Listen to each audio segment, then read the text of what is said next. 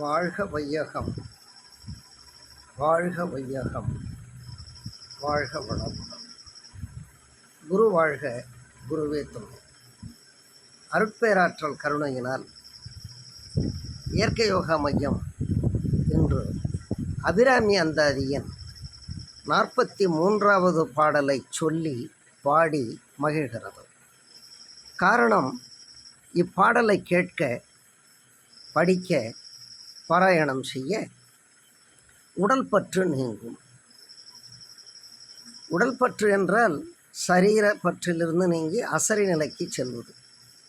சரீரம் அசீரம், அசரீரம், ரூபம் அரூபம், உருவ நிலையிலிருந்து அருவ நிலையை நோக்கி பயணம் செய்வது என்று பொருள். உடல் பற்று நீங்கும். பாடல் பரிபுரச் சீரடி பாஷா அங்குசை பஞ்சபாணி இன்சொல் திரிபுர சுந்தரி தீமை நெஞ்சில் புரிபுர வஞ்சரை அஞ்ச குனிபுர பூச்சிலைக்கு எரிபுரை மேடி இறைவர் செம்பாகத்து இருந்தவளே.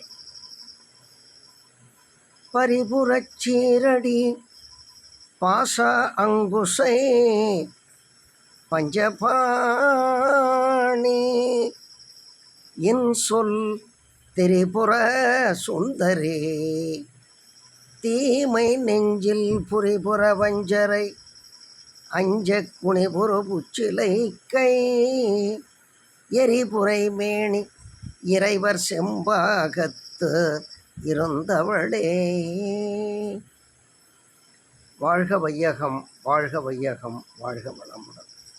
அபிராமி அந்தாதியின் இந்த 43வது பாடலை கேட்டு படித்து பாராயணம் செய்து உடல் பற்று நீங்கி இறைப்பற்றோடு சேர பாடுபடுவோம்.